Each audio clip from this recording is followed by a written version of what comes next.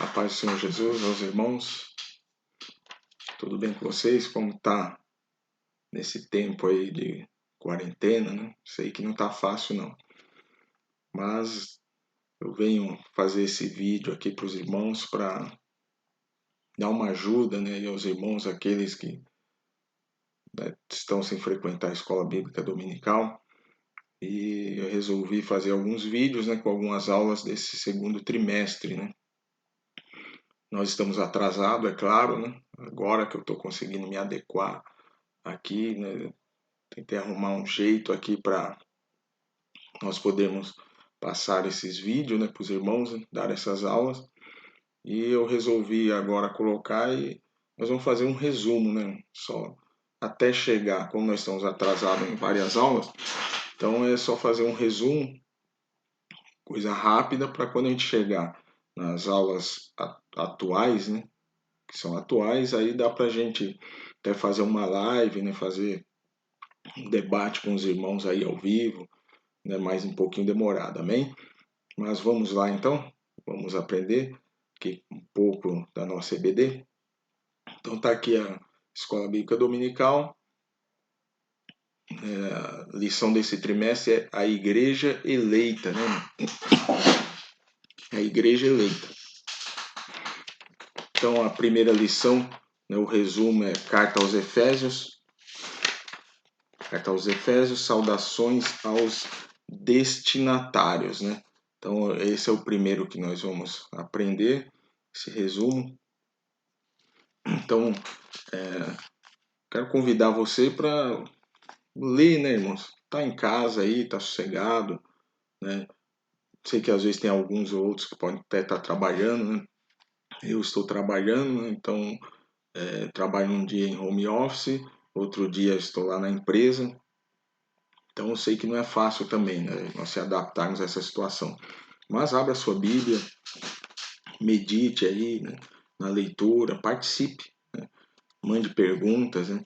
Então Efésios, leitura bíblica em classe, Efésios capítulo 1 e o versículo 1 e 2, né? E Atos capítulo 19, o versículo do 1 ao 7, né?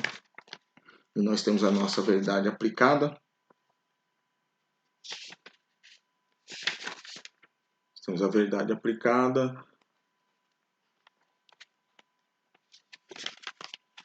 Ou a verdade aplicada, o texto áureo, né?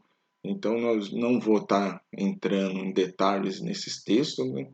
Para nós ganharmos tempo, amém? O objetivo geral é mostrar o propósito divino nas epístolas. O objetivo específico, apresentar a autoria e a data da epístola, identificar para quem foi dirigida a epístola aos Efésios e explicar o propósito da escrita e a mensagem contida na epístola. O primeiro tópico, né, ele fala sobre autoria e data, né? Autoria, conforme parte A, né, parte 1 da autoria, conforme o costume da época, o autor inicia a carta declarando sua identidade. Paulo, apóstolo de Jesus Cristo. Então, é de consenso, né, porque ele mesmo já se identifica como autor, é diferente de alguns livros da Bíblia, né? Tem algumas cartas que você não consegue identificar, né, corretamente quem foi, né, esse autor, quem escreveu, mas esse ele mesmo já se apresenta, né, que foi Paulo. E já que nós estamos falando de Paulo, eu quero acabar com uma grande confusão que tem em algumas igrejas, nas escolas bíblicas dominical, é que muitos, né, passaram a acreditar numa situação que não é verdade. Eu já vi muitas pessoas, né, que quando elas falam sobre Paulo, elas dizem que Deus mudou o nome de Saulo para Paulo. E não é só uma pessoa não, já vi várias pessoas que acabam falando isso. Olha, e Deus vai pregar, ou vai dar um ensino, né? E ela pega e fala assim, ó, e aí Deus mudou o nome de Saulo para Paulo. E isso não é verdade, né? Isso é um erro, é um engano, né? E acaba se tornando uma mentira, né? às vezes mesmo que inconscientemente, né, mesmo sem intenção, mas não é verdade. Deus não mudou o nome de Saulo para Paulo. Né? Abra aí sua Bíblia no livro de Atos, capítulo 13, e o versículo 9, que diz assim: Saulo, mas que também era conhecido como Paulo. Então veja bem, ele era Saulo, mas que era conhecido como Paulo. Aí é outra situação. Mas por que ele era conhecido como Paulo? Da onde surgiu esse nome Paulo? Para quem não sabe, Paulo ele nasceu em Tarso, né? Capital da Cilícia. E ali era uma província de Roma, né? Ou seja, Roma que havia dominado ali, ela tomava conta dali. Saulo era descendente da tribo de Benjamim, né? Então o pai dele era da descendência da tribo de Benjamim, a família. Então Paulo, ele era judeu, mas ele tinha descendência romana. Por quê? Porque ele nasceu num local onde quem dominava era Roma, né? Os romanos dominavam ali. Quem nascia na cidade, ele tinha, no caso, uma descendência romana. Pronto, não tem muito o que discutir. Foi isso que aconteceu. É claro que na época, né, havia outros meios de se adquirir essa descendência romana, né? Poderia se comprar o título de cidadão romano, aqueles que tinham mais posse, eles iam lá nas autoridades e compravam esse título de cidadão romano. E também poderia ser alguém que por algum motivo ajudou Roma, né? Alguém que fez algo grande em prol de Roma, em prol do imperador, tudo então para, né, como fosse um prêmio, como que fosse para honrar essa pessoa, eles davam o título de cidadão romano. Só que Paulo não, Paulo ele foi cidadão romano de nascença. Tanto é que você vai ver em passagens da Bíblia que quando Paulo foi preso, né, prenderam ele, e quando levaram lá que iam chicotear, iam pegar, ia tratar ele mal, ele pegou e falou assim: opa, o que vocês estão fazendo aí? Né? Eu sou cidadão romano. E o pessoal tremeu na hora. Quando falou que era cidadão romano, tremeu. Falou: opa, estamos batendo no romano? Não, não pode. Entendeu? E levou ele até a autoridade.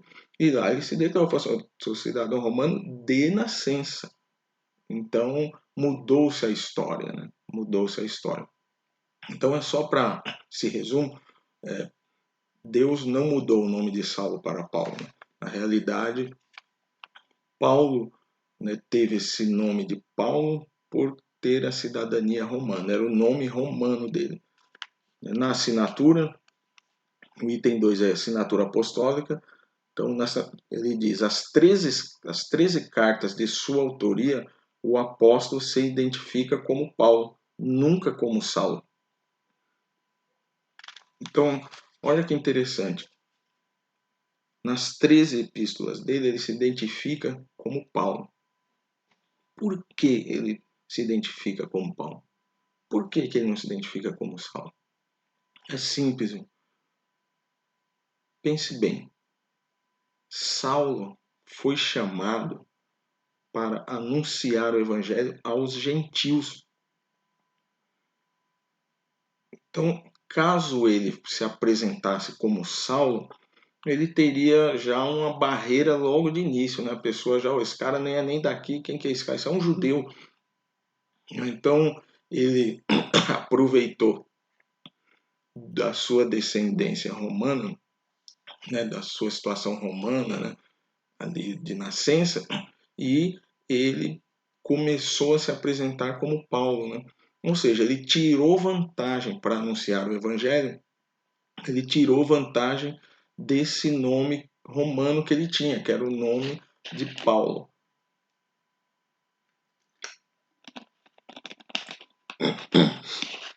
Que inclusive era, o pessoal chama de Paulo de Tarso, né? Porque ele nasceu em Tarso, né? Porque é o sobrenome dele também, né? Muita gente põe até um nome, né? Eu já vi nome, né? Você olha lá o nome, Paulo de Tarso, né? É Paulo de Tarso, né? Não é que o sobrenome dele era Tarso, é porque ele nasceu em Tarso. Então Paulo, ele se apropriou, né, desse nome gentil, né, que era romano, para poder divulgar a palavra de Deus, para poder conseguir chegar, né, com mais facilidade aos gentios, né? É como diz aquela passagem, fiz-me de tolo para ganhar os tolos, né? Fiz-me de gentil para ganhar os gentios, né? Isso é o que estou acrescentando. Viu? Então, ele usou dessa sabedoria, né? Isso é interessante, irmão, porque isso nos ensina que todos nós temos uma chamada, irmão, e nós temos que usar as ferramentas que Deus tem nos dado para exercer essa chamada. Não adianta você querer usar a ferramenta que Deus me deu, né, para você, né, melhorar o seu ministério, para você anunciar o evangelho. Não. Deus nos tem dado ferramentas. Ele te chamou porque ele tem algo, ele viu algo na sua vida. Eu não vi, eu não consigo enxergar. Ou se eu enxergo alguma coisa em você, é limitado, minha visão é limitada, né? Às vezes o pastor ele não enxerga, o irmão que está do teu lado não enxerga, às vezes nem a sua família consegue enxergar o que Deus conseguiu ver na sua vida. Mas ele viu algo diferente em você. Você foi escolhido por ele. Então é interessante que você busque, né, as ferramentas que Deus tem dado para você. Né, busque tudo aquilo que Deus tem dado para você para realizar a vontade dele, para colocar isso em favor da obra de Deus. Ainda na assinatura apostólica, né, quando Paulo ele diz, né, que esse aí fala Paulo, apóstolo de Jesus Cristo, né, é quando ele inicia, ele também ele completa pela vontade de Deus. Irmão, nós fomos chamados por Deus. O obreiro, quem é obreiro, quem é pastor, missionário, diácono, auxiliar, né, músico, quem, quem tem esse chamado ministerial, foi Deus que fez esse chamado na vida dele. E nós temos que honrar. Você é o que é hoje pela vontade de Deus. Ah, mas eu sou bom, né? Ah, mas, nossa, eu tenho uma sabedoria, eu sou bom, ganho dinheiro lá na firma, lá todo mundo fala que sou inteligente, né? Outros, se é os jovens, já falam assim, não, eu sou bonito, né? As meninas me acham bonito. Não, você é o que é pela vontade de Deus. É pela vontade de Deus. Amém? Não é por sua vontade, não é por seu esforço, né? É claro, tem situações que são pelo nosso esforço, né? Tem situações que são, ou seja, pelo nosso suor, o suor do nosso trabalho, mas tem situações, irmãos, né, que é pela vontade de Deus, aquilo que é nato em você, né? É pela vontade de Deus. Ministerialmente também falando, é pela vontade de Deus. Honre, irmão. Honre, honre o seu ministério. Não fique parado, não fique desanimado. Não. Honre o seu ministério, porque é a vontade de Deus de você estar aonde você está. O terceiro item, uma epístola da prisão, né? E depois a data. Então a epístola foi escrita no período em que Paulo se encontrava preso em Roma. Ele se identifica como o prisioneiro de Jesus Cristo. No capítulo 3, Efésios 1, e depois no capítulo 4, e o verso 1, e depois capítulo 6, e o verso 20, né? Que aí ele fala que é prisioneiro em Jesus Cristo, que é preso no Senhor, embaixador em cadeias. Olha que interessante. Na situação que Paulo estava, o que você faria? Pense um pouco. O que você faria? O que eu faria se eu estivesse na situação que Paulo está? Talvez eu ficasse no canto da cela lá, né, comendo, bebendo, dormindo lá, lamentando sobre a chamada de Deus na minha vida, por que que não deu certo, o que que aconteceu, aonde eu errei, né, o que foi que eu fiz, será que eu sou pecador? Então, talvez eu poderia ficar, ou talvez eu ou você poderíamos fazer a mesma coisa que Paulo. Paulo, mesmo preso, irmão, ele produziu. Mesmo preso, ele não ficou estagnado, parado ali, em choque. Tem pessoas, irmão, que quando a situação está difícil para ele, ele fica em choque. Sabe o que é em choque? Né? Que a pessoa fica dura, né? Você já viu, conversou com uma pessoa quando ela está em choque? Uns ficam duros, né? Regala os olhos assim, fica duro. Outros já fica todo apavorado. Não faz nada, não faz nada. Só não consegue tomar uma atitude. Pessoa em choque é que não consegue tomar uma atitude.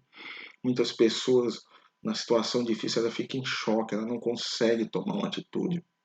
Nós aprendemos aqui com Paulo que mesmo na situação mais difícil da sua vida, você pode fazer algo para Deus. Você pode produzir para Deus. Amém? Talvez você possa pegar, né? Ah, mas eu não sei cantar, eu não sei pregar, mas você pode ajudar com uma oferta, com uma cesta básica, você pode ligar, perguntar como é que você está, orar, né? Você pode fazer alguma coisa.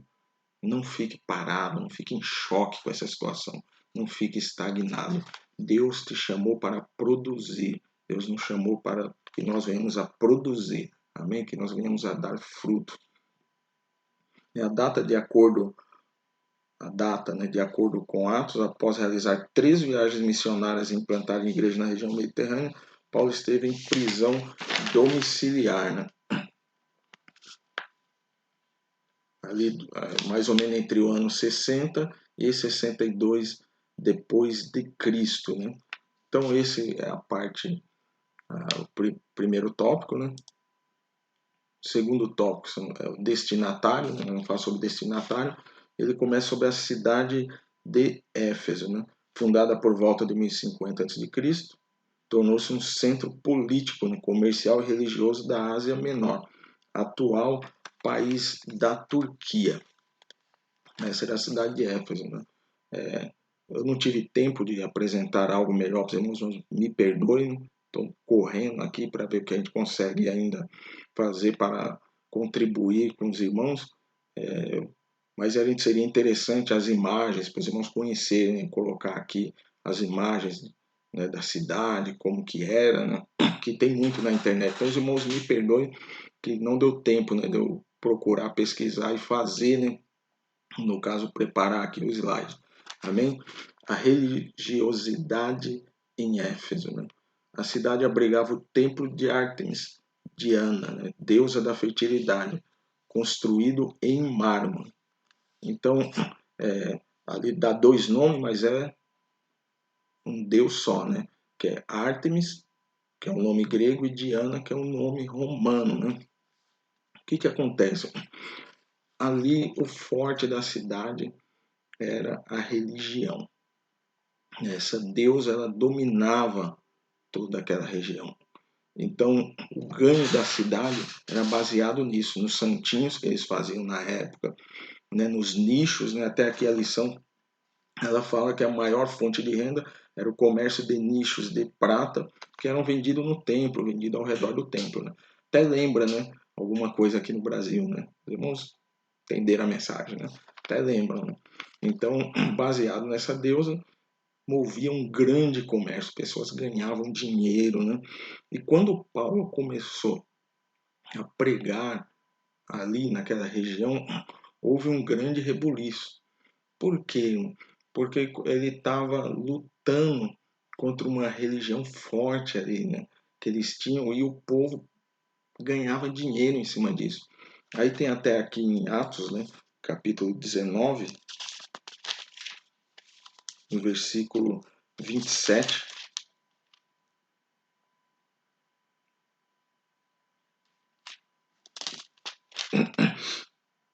Vamos ler o 29, né? Depois você lê aí na sua Bíblia, Atos capítulo 19, do 27 ao 29. Mas aqui, vamos colocar aqui, eu vou ler a partir do 29. Encheu-se de confusão toda a cidade, e unânimes correram ao teatro, arrebatando a Gaio e a Aristarco, macedônios, companheiros de Paulo na viagem. Então, Paulo, eles começaram a atacar Paulo, né? Porque ele estava tirando o ganha-pão deles, né? As pessoas iam, ele conforme ele anunciava a palavra de Deus, ia abrindo os olhos das pessoas, as pessoas, oh, isso aí é idolatria, não é essa deusa, é esse Jesus que Paulo está anunciando. Então começou a dar esse problema, né? E naquele momento eles foram e atacaram os companheiros de Paulo, que é Gaio e Aristarco, né? Que estavam ali junto com Paulo também. Então, aqui nós aprendemos que muitas das vezes o cristão ele tem que procurar, irmão, procurar maneiras de anunciar a Cristo. Maneiras de anunciar a Cristo. Nem todo mundo tem essa chamada, essa fé de Paulo. Né? Chamada para anunciar todos temos, mas tem pessoas que têm fé, irmão. Pessoas que têm fé para entrar na feitiçaria, para entrar no centro, para entrar em locais aonde outras pessoas não iriam entrar, né? Eu fiz muitos anos com a minha esposa trabalho no presídio e muitas pessoas não chegam lá, né? Teve irmãos que chegou aí comigo lá que o irmão foi, né, não chegou a entrar em choque, que eu falei para os irmãos há pouco, mas você percebia que ele ficava muito apavorado, né? Porque realmente, né, quando você começa a entrar num lugar daquele, né, o ambiente espiritual já não é fácil, né? Você tem que estar preparado espiritualmente, entendeu? Também. Então tem que ter todo um preparo, né? É o psicológico, né? A mente, você vê aquela situação, ser cercado, que nem entrava no pátio lá, para pregar o evangelho no pátio lá da penitenciária. Lá tinha mais de 100 presos, né? Você vê aquela multidão de presos andando para lá e para cá, né? Andando ali ficavam andando na quadra, né? Ficavam andando lá na quadra, futebol de salão para lá e conversando, outros fazendo samba ali, fumando, usando droga. Então é complicado, né? Então tem que ter chamado e fé. E que você possa buscar dentro de você esse chamado. Geralmente, da onde nós viemos, né? Nós temos essa facilidade, nem da onde Deus te chamou, da onde Deus te arrancou. Você tem essa facilidade, use, assim como Paulo, né, usou a ferramenta do nome dele, né? Lá e ele começou a anunciar para os gentios se apresentando como Paulo. Use a ferramenta que tem na chamada, que marca a sua chamada, que marcou a sua chamada. Amém? Você que nasceu no berço evangélico, você tem conhecimento para ir atrás daqueles que se afastaram, né? Aqueles que outra hora estavam aí com você no grupo de jovens, outra hora estava aí com a irmã cantando no grupo das irmãs, né? Do grupo dos obreiros, né? Ali dos varões, entendeu? Então, busquem, você que está ali, busque, use a ferramenta que Deus tem dado para você. A igreja em Éfeso. Parte 3, a igreja em Éfeso. Paulo evangelizou a cidade e seus arredores durante 3 anos. Atos capítulo 20, versículo 31. Quando chegou a Éfeso, o apóstolo encontrou 12 discípulos. Quando ele chegou lá, já isso é a leitura bíblica de classe que tem esse texto aqui. Então Paulo, quando chegou lá, já tinha 12 pregando lá. E ele chega lá e ele pergunta, ó, vocês foram batizados? Não, nós só fomos batizados no batismo de João, de Jesus. Se Jesus está falando, nós fomos batizados no batismo de Jesus. Ah, vocês não foram? Vocês já receberam o Espírito Santo? Não, também não recebemos o Espírito Santo de Deus. Então Paulo foi lá, anunciou, né, Jesus, né, eles já conheciam, né, só de ouvir falar, mas Paulo esclareceu melhor eles sobre isso, conversou com eles, né, batizou eles, o batismo de Jesus, e impondo as mãos sobre eles e orando, eles receberam o Espírito Santo. Amém? Então, isso, a partir dali, começou realmente a se estruturar a igreja de Éfeso. Já tinha como que uma igreja, na minha visão, né, como que uma igreja invisível. Né? Tinha pessoas ali que pregavam, anunciavam, não tinha um lugar fixo, não tinha estrutura. Mas a igreja já estava ali, já tinha a semente da igreja. E Paulo foi lá e estruturou aquela igreja. Aqui diz também que depois, irmão, que ele fez isso, ele voltou-se para os gentios. Olha o que ele fez, Atos capítulo 19, versículo 9. Leia esse texto aqui, irmão, isso é muito interessante. Voltou-se para os gentios, pregando num salão alugado na escola de Tirano. Então Paulo foi lá, achou uma escola e tinha um salão lá, vago, e ele alugou aquele salão e começou a pregar agora para os gentios. Então ele pregou um período nas sinagogas e depois ele foi e pregou para os gentios, né? Agora você imagina, olha a situação. Aqui em Atos 19, 12, diz assim: grandes líderes da igreja também passaram por Éfeso. Apolo ministrou ali e foi instruído por Priscila e Áquila. Em Atos 18, do verso 24 ao 28, diz que Timóteo também foi designado para pastorear na cidade. Olha que privilégio do povo da igreja de Éfeso. Já imaginou? Ó, vai ter uma escola bíblica amanhã. Vai. Quem que é o professor? É Paulo. Já pensou? Hoje vai ter o tarde da bênção lá. Nossa, vamos lá. Quem que vai estar lá? Paulo. Nossa, hoje tem culto de ensino. Puxa, culto de ensino. Meu Deus do céu, não aguento culto de ensino. Mas é Paulo que está lá. Paulo, então vou. Já pensou? Privilégio do povo ter Paulo ali pregando. Era um privilégio muito grande. Não só ele, mas você vê, outras pessoas passaram e talvez você nunca deu nada, né, para Priscila e Áquila, né? Mas eles instruíram Apolo, mano. Tá vendo aqui, ó? Diz a Bíblia, Apolo ministrou ali e foi instruído por Priscila e Áquila, ou seja, foi ensinado, orientaram ele. Amém? Não tenha vergonha, irmão, de aprender. Né? Eu não tenho vergonha de aprender.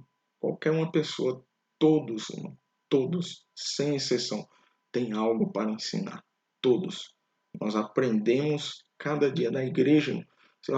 Eu já percebi assim, numa saudação, às vezes eu mando uma saudação, ele fala um negócio assim, eu até abro a Bíblia e olho e falo assim, nossa, porque a igreja, irmão, não é só letra,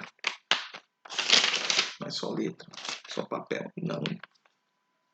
A igreja é inspiração, amém?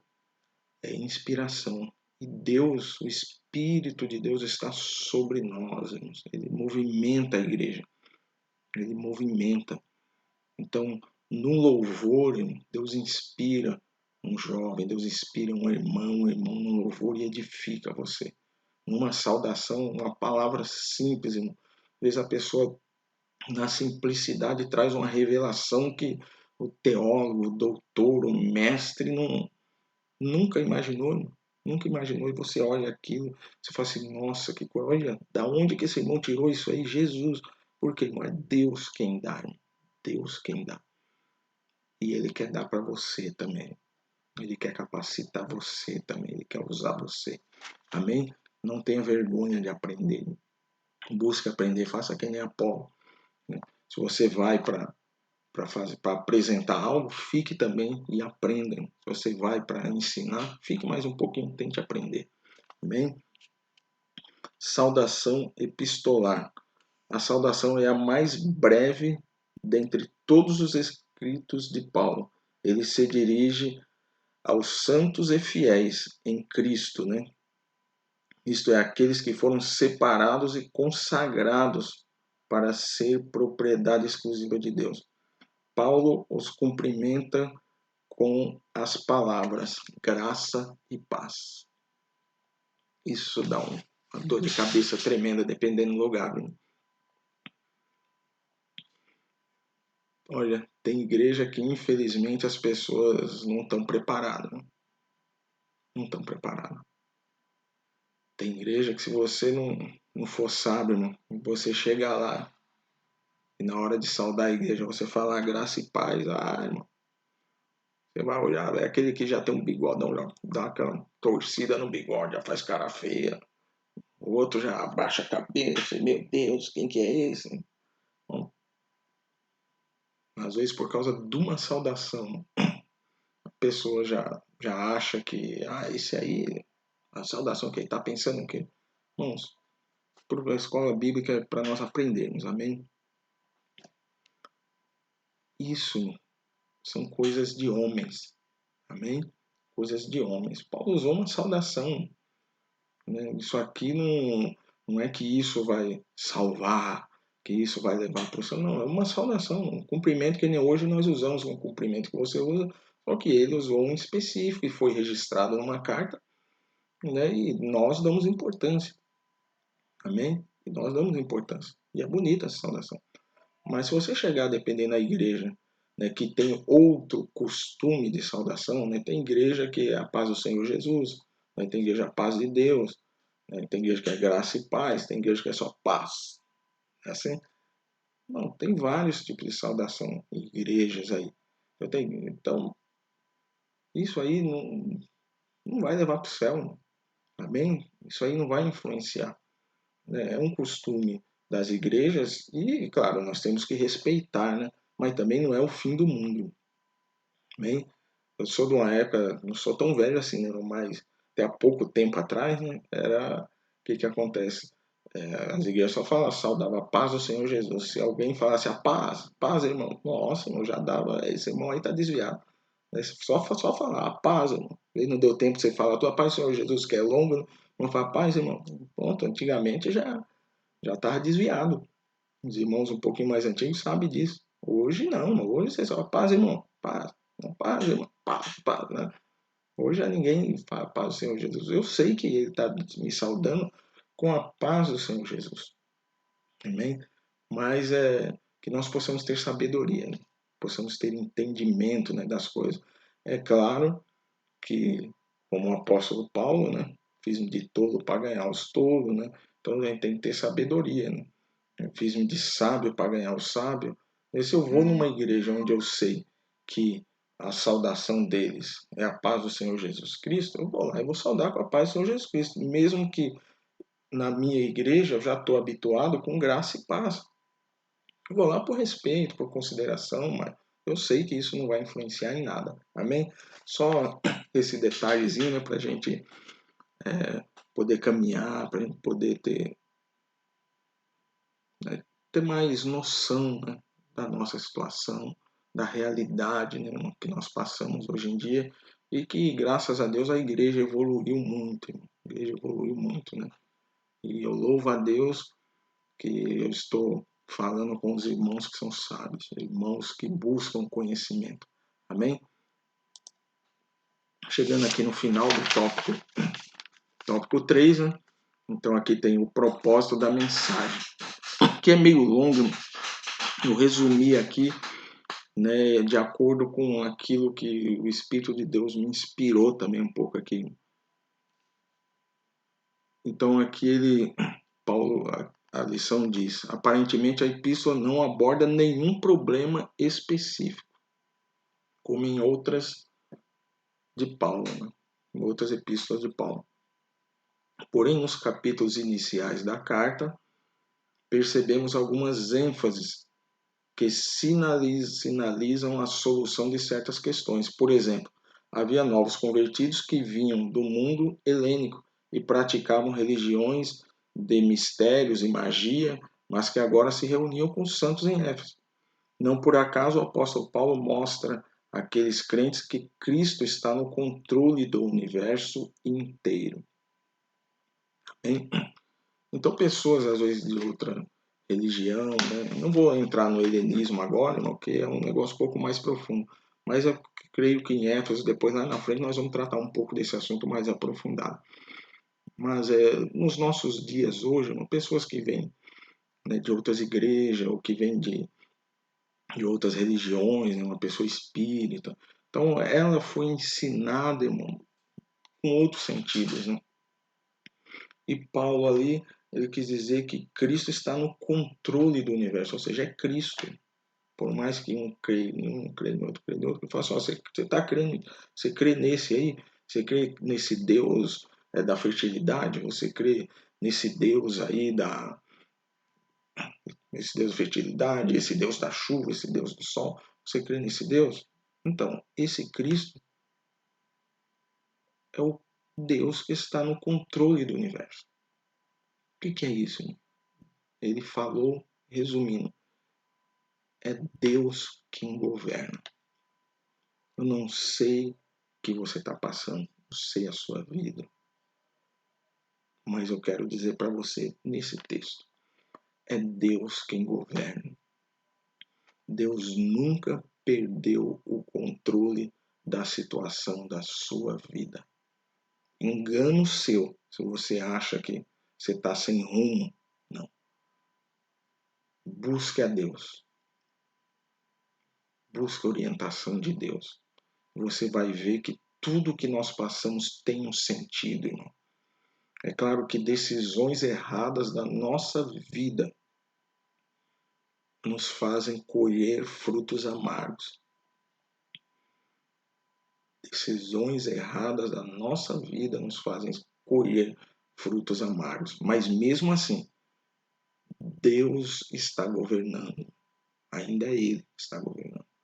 Mesmo assim, Ele vai propor caminhos nas nossas vidas para que nós possamos corrigir o rumo. Embora muitos demoram para corrigir esse rumo. Muitos apanham, sofrem muito porque não querem entrar no projeto de Deus na vida dele. Então ele vai se desviando. E Deus coloca lá um caminho na frente dele, porque ele tem um livre-arbítrio. Então Deus fala assim, eu vou colocar esse caminho, escolhe a bênção ou a maldição. E a pessoa continua escolhendo a maldição, continua escolhendo o caminho errado. Mas Deus está no controle. Amém? Essa é uma mensagem da parte de Deus para você. Aqui ele dá algumas situações, né? Então, o passado daqueles cristãos era marcado pela imoralidade e bebedeiras, né?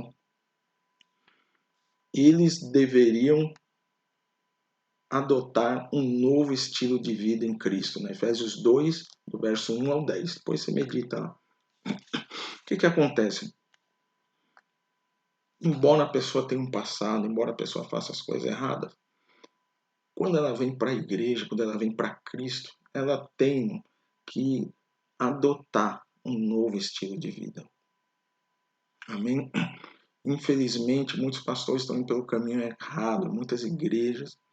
A pessoa vem com alguns costumes e ela chega na igreja, a gente aceita algumas situações que não eram para aceitar. Entenda uma coisa, quem vem para a igreja, ele vem ciente que ele tem que mudar. Ele vem para mudar. Estou certo ou estou errado? Ninguém vem para a igreja para continuar do mesmo jeito. Quem vem para a igreja, ele vem porque ele quer mudar. Ele sabe que ele está no caminho errado, ele sabe que é errado, ele sabe que na igreja ele tem a oportunidade de ir pelo caminho certo.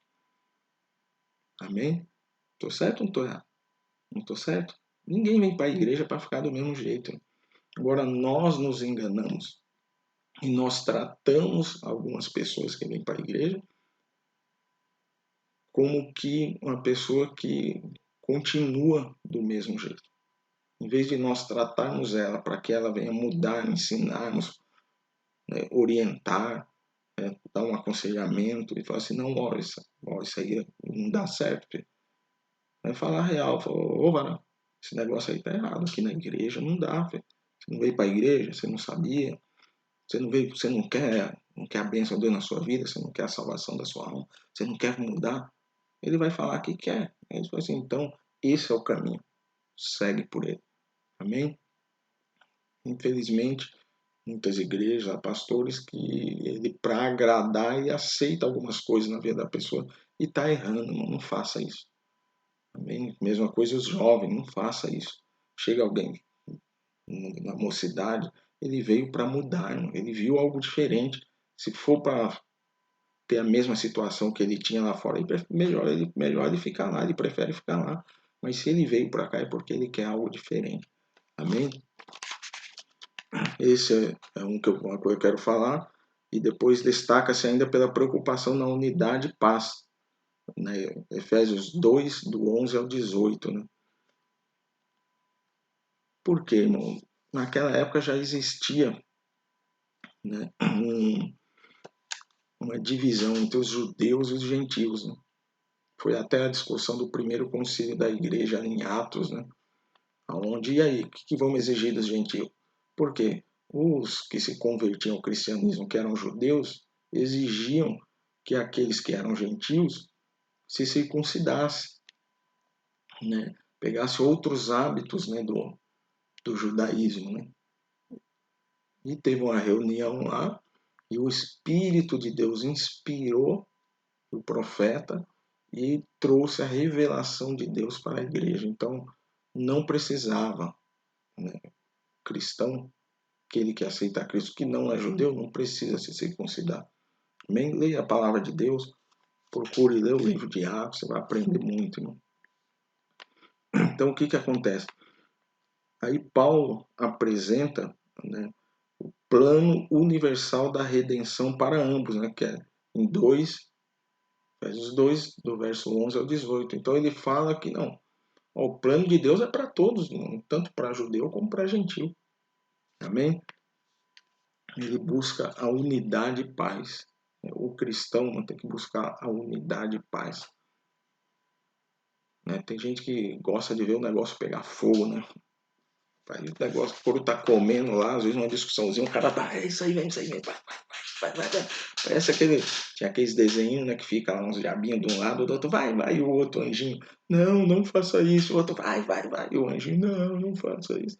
É assim, mas é isso, nós temos que ir pela paz, amém? Nós temos que ir pela paz, união, unidade e paz. Deus nos chamou para unir os povos em Cristo Jesus. Então nós vamos unir os povos. Nós vamos trazer lá o espírita, amém? Nós vamos trazer lá o bêbado, o drogado, os povos. E vamos uni-los na igreja, unir através da pregação de Cristo, unir os povos e apregoar a paz, oferecer a paz para esses povos. E o último, a mensagem. A mensagem de Efésios gira em torno de duas temáticas: Jesus Cristo, a cabeça, e a igreja, o corpo. Portanto, a epístola contém uma combinação de doutrina, fé e prática da vida cristã. Esse é um tripé muito importante para a igreja. Uma das sustentações de uma igreja sadia, de uma igreja cristã. A doutrina, fé e a prática da vida cristã. A doutrina, pastor, você está louco? Não, doutrina não é para bater em ninguém, não. Não é para repreender ninguém. A doutrina é para ensinar. Às vezes, nós ensinamos coisas que todo mundo gosta, né? Palavras doces, e às vezes nós temos que dar um remedinho um pouco amargo, né? É assim? Quando tá ruim do estômago, o que faz? Não toma água, não. Toma água com açúcar, não. Chá de boldo, né? Assim, ninguém gosta, mas faz bem. É amargo, mas vai resolver o problema. Então, doutrina, irmão, é ensino. Quando a gente fala em doutrina, é ensino. E no ensino ele abrange tudo isso. Abrange vida cristã, abrange fé, né? Abrange um direcionamento, né? Um ensinamento sobre o dever cristão, sobre a posição do cristão na sociedade, na igreja. E muitas coisas, às vezes, ela bate de frente com algo que eu estou fazendo errado. Então, no ensinamento, lá Deus está usando a pessoa no ensinamento, né? O pastor, o mestre, o professor, lá no ensinamento, e como eu estou fazendo errado, aquela palavra, ela é o chá de boldo que vai me curar. Eu não vou gostar. Vai ser amargo, mas vai ter o poder de transformar a minha vida. Amém? Então a doutrina, a fé e a prática da vida cristã. Não adianta nada, irmão, nós estarmos na igreja dando glória a Deus, cantando, se alegrando, né? Oh, aleluia, né? Fazendo mistério. Mas nós não temos a prática da vida cristã. Sabe o que é isso? Praticar os ensinamentos de Cristo. colocar os ensinamentos de Cristo na nossa vida, não só na igreja, na nossa vida, fora dele. Amém? Então vou estar terminando por aqui essa lição e dizer para os irmãos que irei postar brevemente a outra, né? Que fala sobre a sublimidade das bênçãos espirituais em Cristo. Amém? Aproveitar para você pesquisar, né, que eu vou falar, só dar uma pincelada na próxima lição. Pense comigo, o que a Bíblia diz? Deus lançou Satanás na terra? Foi isso? Satanás veio para a terra ou não? Fica essa pergunta e na próxima aula eu irei tirar essa dúvida e explicar se isso é real ou se não é, o que realmente aconteceu. Já vá pesquisando na Bíblia, já vá se preparando, amém? Que Deus possa abençoar os irmãos, que os irmãos possam participarem e divulgar a nossa escola bíblica dominical. Fique na paz do Senhor Jesus. Graça e paz.